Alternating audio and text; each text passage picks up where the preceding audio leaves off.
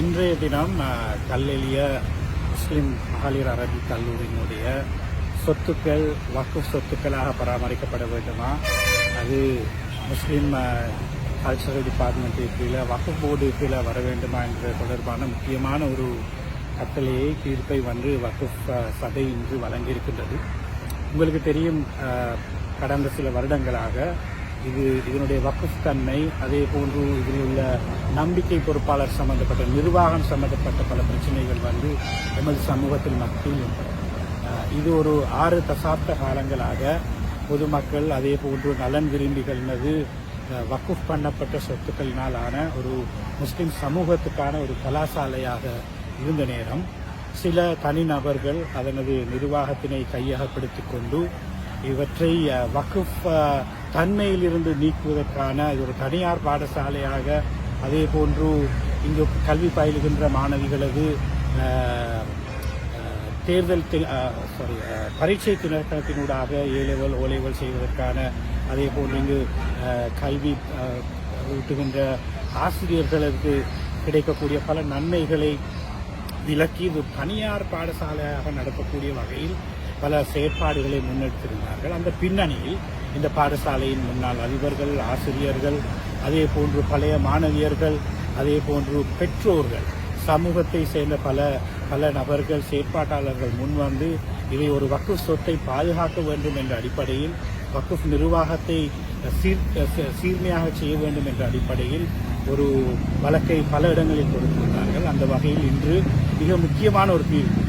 நான் இதனை எந்த வகையில் பார்க்கின்றேன் என்றால், இலங்கையில் பல்வேறுபட்ட சரித்திர முக்கியத்துவம் வாய்ந்த வக்ஃப் சொத்துக்கள் முஸ்லிம் சமூகத்தினுடைய நலனுக்காக தனவந்தர்களால் வழங்கப்பட்ட சொத்துக்கள் இருக்கின்றன. இவை சூறையாடப்படுகின்றதும் முறையற்ற நிர்வாகங்களுக்கு உட்படுத்தப்படுகின்ற பல பிரச்சனைகள் இன்று நாட்டில் இருக்கின்றது. அந்த வகையில் வக்ஃப் சொத்துக்களை பாதுகாப்பதற்காக பல பேர் போராடி கொண்டிருக்கின்றார்கள். அந்த வகையில் இது ஒரு வெற்றி. இதே போன்று எத்தனையோ இடங்களில் வக்ஃப் சொத்துக்கள் சம்பந்தமான பிரச்சனைகள் இருக்கின்றது. அந்த எல்லா சந்தர்ப்பங்களிலும் இதில் ஸ்டேக் ஹோல்டர்ஸ், நலன் விரும்பிகள் முன்னுக்கு அவற்றை பாதுகாப்பதற்கான நடவடிக்கைகள் எடுக்க வேண்டும்.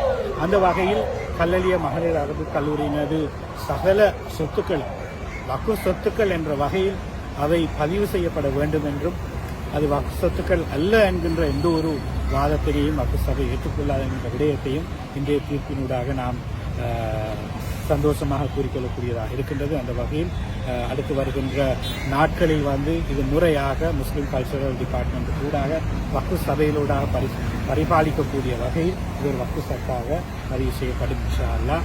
உண்மையில் நாங்கள் இது தொடர்பான சில வழக்குகளை ஆஜராக இருந்தோம். நாங்கள் மட்டுமில்லை, பல சட்டத்தரணிகள் பல வழக்குகளில் இதுக்காக ஆஜராகிருக்கின்றார்கள். அதே போன்று பழைய மாணவர்கள், நலன் விரும்பிகள், முன்னாள் அதிபர்கள், ஆசிரியர்கள், மிக குறிப்பாக பெற்றோர்கள், இந்த மாணவியர்களது எதிர்கால உரிமை இவற்றை பாதுகாப்பதற்காக வேண்டி முன்வந்திருக்கிறார்கள்.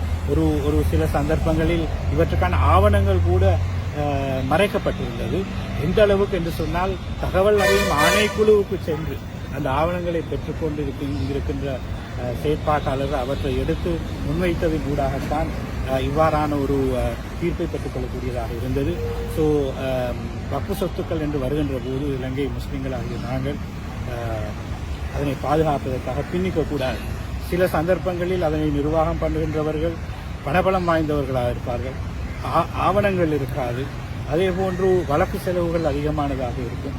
அதனால் நாம் பின்னிக்கின்ற சந்தர்ப்பங்கள் இருக்கின்றன. ஆனால் இங்கிருக்கின்ற இதனை பாதுகாப்பதற்காக முன்வந்த கல்லெளிய மகளிர் அரபிக் கல்லூரியை பாதுகாப்பதற்காக முன்வந்த நபர்கள் எந்த ஒரு சந்தர்ப்பத்திலும் பின்னிக்காது.